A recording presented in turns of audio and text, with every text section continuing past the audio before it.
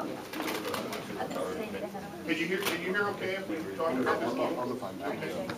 Yeah. Can we have everyone in the middle right here? They can sit where they want, we'll walk around and talk. If they can't hear it, we'll see it, they can go up on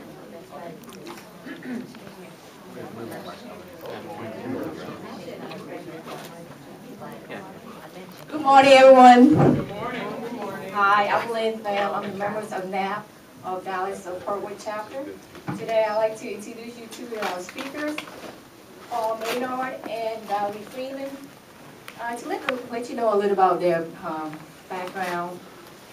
Paul Maynard is the president of PE Maynard and Associates in Dallas. He has over 20 years experience in marketing, communication, and trade shows.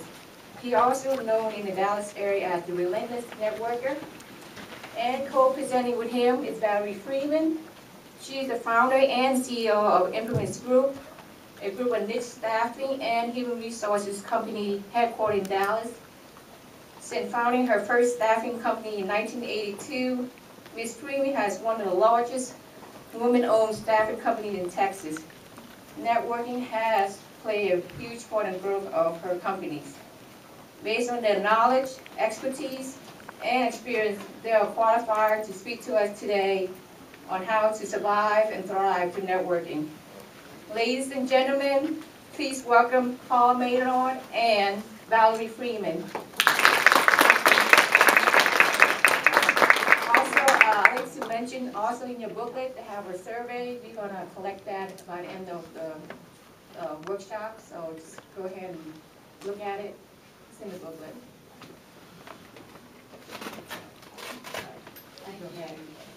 Well, good morning.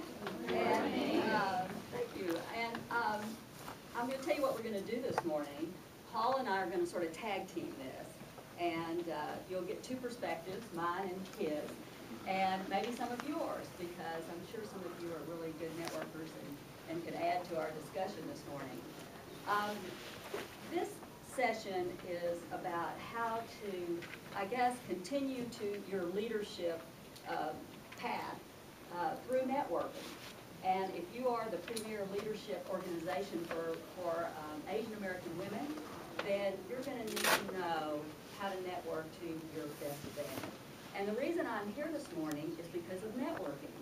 Because I met this young lady right here at a luncheon put together by, I guess, your boss, your boss, and had a nice luncheon with these lovely young women attorneys, and from Littler Mendelsohn, and so that led to her asking me to come speak to this conference. So there you go, networking works, and I was certainly happy to come and share my experiences with you all this morning. So I'm going to start out by sort of getting a feel for this group here. How many of you are looking for work? Show of hands. Who's looking for work? It's okay. Okay. You're my friend. Okay, great. I'm just trying to find out what's going on. How many of you are business? Any business owners here? One? Oh, I'm sorry. How many times are you going to raise your hand? You can answer every question. How many of you are in sales? Anybody in sales? Okay. Yeah. Sort of. Everybody's in sales, by the way. Everybody is in sales. No problem about that. Everybody's hands should go are up. attorneys? Okay. How many of you are accountants? Oh, wow. How many of you, I know there was one pharmacist, any other medical, pharmacy, engineering? How many of you are engineers? Whoa. How many of you are in IT? All right. Oh my goodness, we have a lot of professionals. How about here. creatives? Any creatives? Oh, yeah. Designers? Writers? Yeah, there you go. Okay, nice. How many of you want to make more money? How many of you want to climb the corporate ladder? Come on, you're leaders. Okay, good. Well, we're going to help you do that today. But what we're going to focus on, networking, everybody can network through LinkedIn and Facebook and all that social media stuff, which is fine, but where you're really going to get the bang for your buck is your face-to-face networking. So that's what we're going to concentrate on this morning, is how you're going to go about building your network in face-to-face interaction. And if you don't take one thing away this morning from us, here's the one thing I want you to remember, and that is the larger your network, the more career capital you will have. Okay, got that? The larger your network, the more career capital you will have. And that actually builds off of something that Ms. Collins just said. She went down through her list of those 3 C's. One of the things that she got in there, she said, about your network. Amazing. Your network, it's kind of like, what was it, Obi-Wan Kenobi said about the Force. You know, it binds us together. It really does.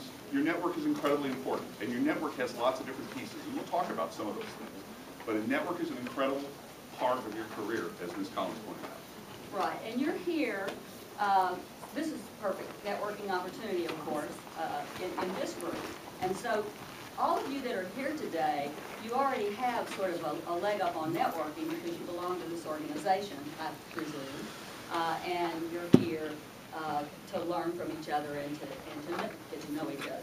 So Paul, why don't you talk a little bit about the networking groups? Oh, lots of networking groups. So there's a number of them, and we've talked about how you can go out and connect with networking groups. Actually, I'll tell a story too. I met me through Dallas Association of Young Lawyers. I was asked to speak to that group. I have friends who are in that group, and at a meeting she came up to me and said, could you speak to our group? I mean, that's great. So an opportunity begets an opportunity begets an opportunity. The more times you're out with different associations and groups and a variety of associations, look around. There's your professional associations, there's your social connections, and then there's also community associations like chambers of commerce and such. We'll get into more details as we go. But networking groups are an incredibly important part of your network. You can be isolated inside a great corporation like this and not look outside. That's a mistake. You need to understand, as Ms. Collins said, you need to look at all the pieces of your world and how they fit together. Networking and networking groups are an incredible, important piece of that. So if you belong to a CPA, you mentioned finance types, you'll probably belong to a CPA group, Dallas Association of Young Lawyers, women attorneys, and so on. We've also got creatives. There's International Association of Business Communicators, American Marketing Association. All of those are associations where you can meet up with your peers, and also, if you're an independent contractor, your potential clients. There's lots of ways that you can connect with people through associations, chambers of commerce, and other types of groups. Right. And those of you that are professionals, engineers or certainly accountants and attorneys, you're expected to bring in business eventually, right? I mean, the people that are the stars in your particular companies are the ones that bring in the bucks. And so if you don't network, you're not going to meet the kind of people that, and develop the kind of trust that you need for them to say, hey, you know, I have this legal issue and I want to hire you to help me with this.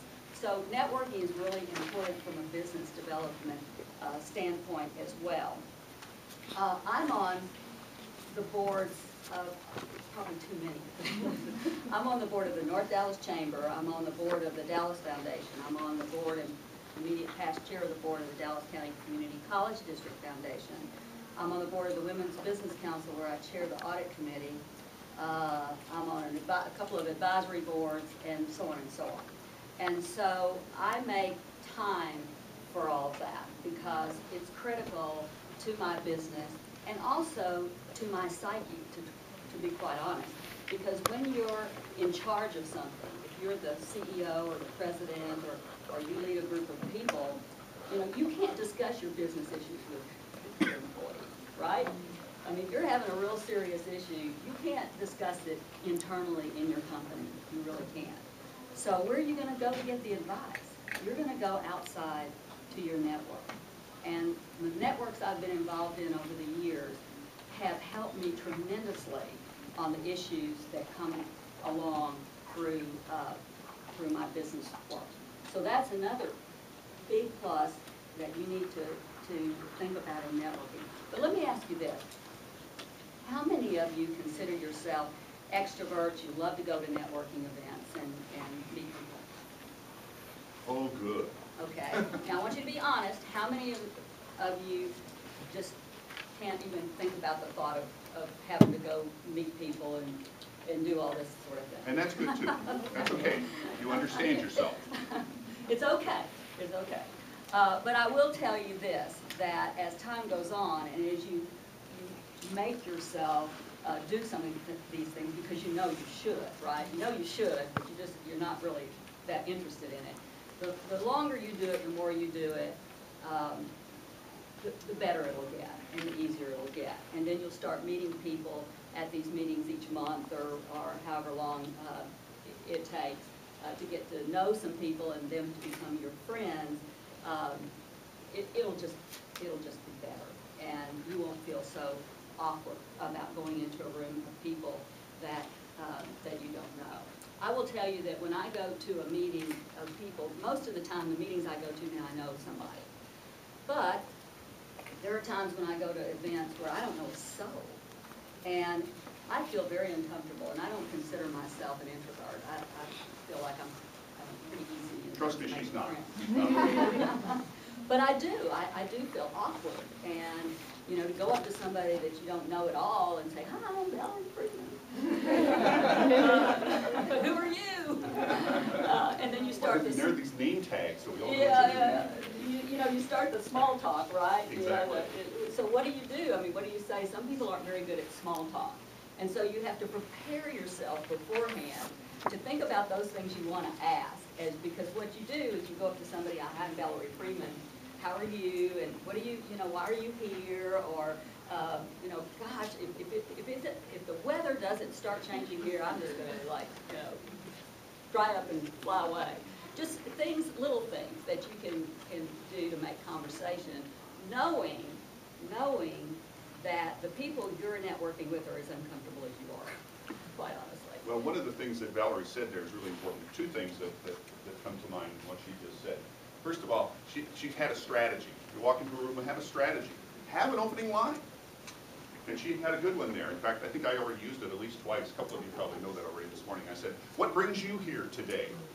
Open-ended question. Great way to start the conversation. Bring them into the conversation. Somebody you want to talk to. You want to talk to this person. The other thing that I kept hearing, and there's a word, Valerie, you kept using over and over and over again. Time. Time. I'm going to say some things that if you walk away from here, there are at least 3 things I want you to remember. First thing is patience. Patience, that's the time thing. Valerie said that over time, I served on this board. Over time, I met this number of people. Over time, I built this network. We're talking not days or weeks. We're talking months, years, maybe decades of how you're going to build your network. And it's a constant dynamic thing. The second thing is persistence. Be persistent. One of the things you noted that Valerie said there was, I'm on the member of these boards. Well, if she's on a board, she probably served in more than one position. She's probably treasurer, she's probably secretary, she's probably president, vice president, past president, over time. The third thing is, and this is kind of a segue to some other things we'll talk about, it's not about always about the other person. Conversation is a conversation. It's between 2 people. Yes, you can talk about yourself. Of course you should talk about yourself. But more importantly, you should listen.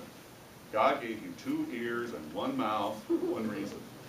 The more you listen, the more you learn. When you're listening, you're learning. When you're talking, you're blocking it out. You're not hearing it as well. Networking is about listening. It's about patience. It's about persistence. And it's about them. Right. And let's talk a little bit about the kinds of associations and things that they should be thinking about, because some of these women here and men are young. You're young. You're just starting out your career. So where do you go, and what organizations are going to be best for you?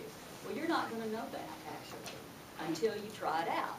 And believe me, I've been to a lot of meetings in my life. I have had a lot of chicken dinners and lunches. Rubber chicken. Rubber chicken, lots and cold lots hors and lots, d'oeuvres. more than I'd like to say. And over the years, I've been really involved in organizations that were great for me at the time, but they didn't meet the test of time. So the organizations I'm involved in now, or a lot of them, are not organizations that I was involved in when I started my career. So as you go through your career and as you rise through the ranks of your company, or you start a business and it gets to a certain level, then you become eligible for some of the invitation-only groups that are out there, that are very, very valuable. But when you're starting out, just try some different things. If you're an attorney, for example, yes, you're going to be involved in maybe the bar association or something to do where you meet other attorneys because you need that information, you need that network. But if your goal is to develop business and learn about the businesses of the companies that you're going to be representing, then you need to think about a lot of other diverse kinds of groups. And so you only know that by trying it out. And I've been involved in organizations. I was a member of the National Association of Women Business Owners at one time. Actually, I started out just going to the meetings, and then I became an officer, and then I became president. And it was a fabulous organization at the time for me.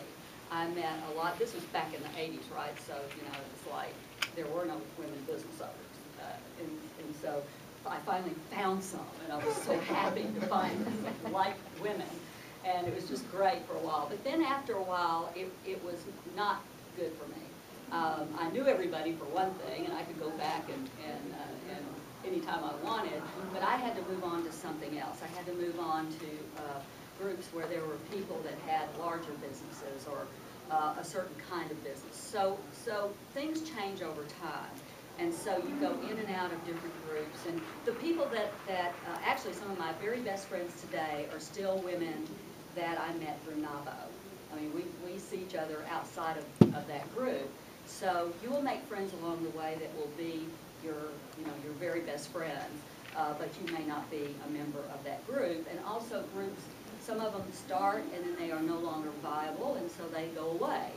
And that happens all the time. So the main thing is that you make time to do these things. You know, it's, when do they meet? They meet breakfast, they meet lunch, they meet dinner. I've been to all of them. I've spent days. As the relentless networker, and that's where I got the name, I was at a breakfast meeting one morning, and I worked for an advertising agency. I was their business development guy. So my job was to, some of you have heard this story, my job was to actually go out and meet people so that I could expose this company to the world. And I started out, I'd go to a breakfast meeting, then I'd go to a lunch meeting, and then I'd go to a happy hour or dinner. I might have a client meeting somewhere in the middle of that.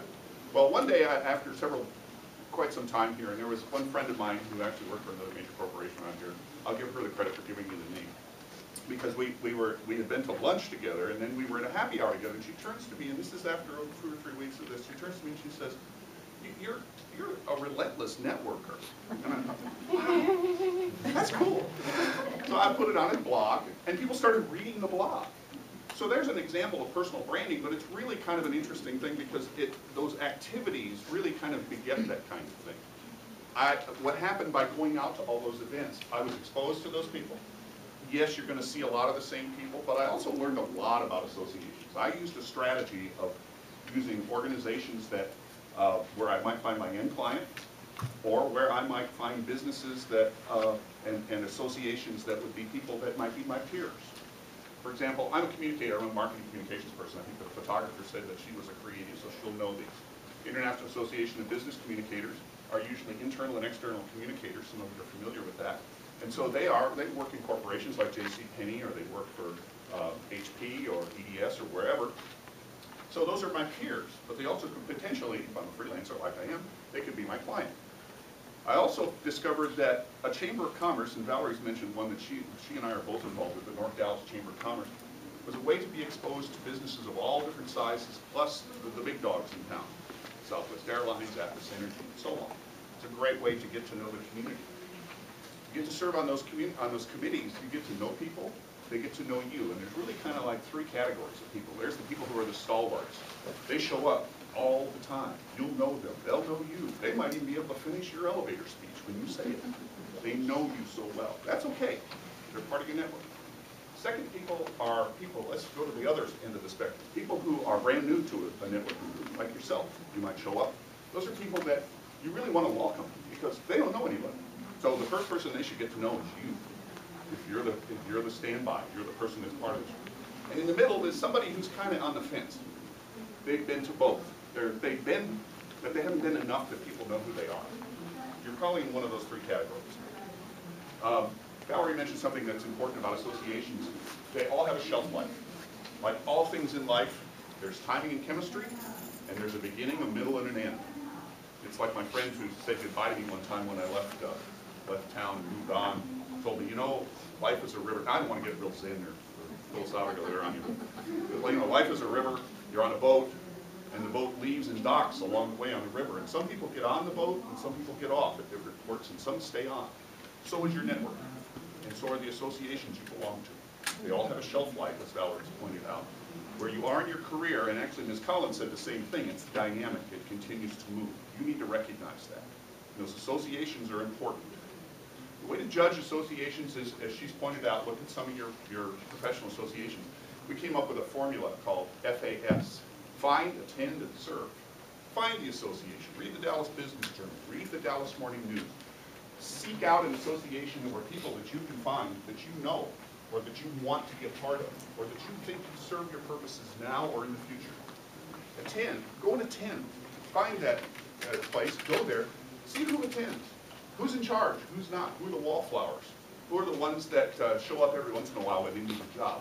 Who are the ones that, you know, who makes up this organization? That'll give you a clue as to how you want to interact with them. And finally, serve. Serving on a board can be a lot of work.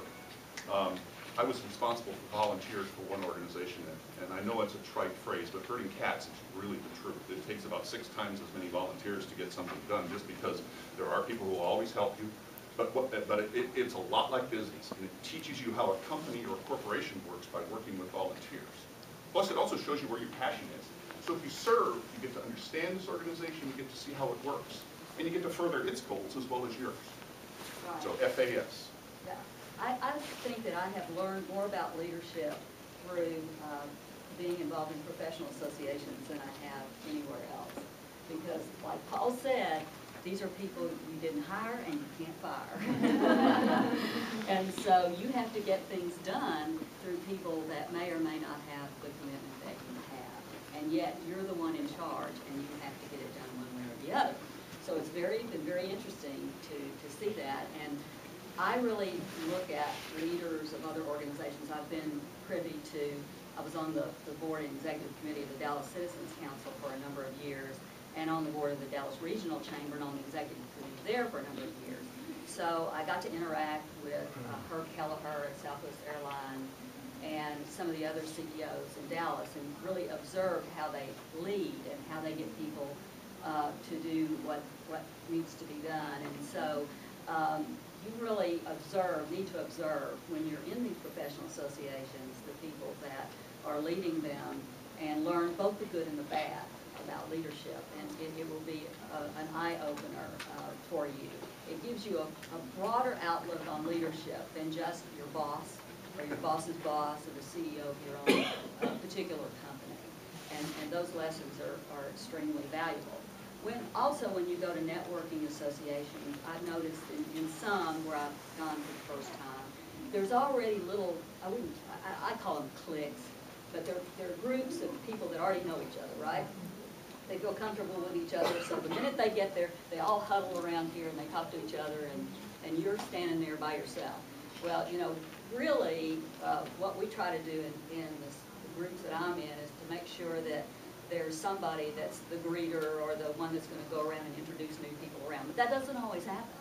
So you just need to know that eventually you'll meet other new people as time goes on. So don't worry about that. Don't be concerned that, you know, when you get there that nobody is coming up to you and bringing you into the fold, because sometimes that's not going to happen. So don't be discouraged by that, right? Oh yeah, you have to be part of the conversation. You have to make the conversation, you have to be part of the conversation. And you're going to find that in any organization. The ones that succeed are the ones that welcome people. Did you have a question? I did. I think what's fundamental about keeping some people away from networking and feeling comfortable with networking, I think the first one is just showing up. Exactly. Show up. 90% of success is showing up. Yes, very important thing. So that's, I wanted to make sure that message got across. Thank you. The question that I have is, I think many of us individually sometimes feel like, why would people want to get to know me? So that's a barrier, I think, to networking. So you don't put yourself out there.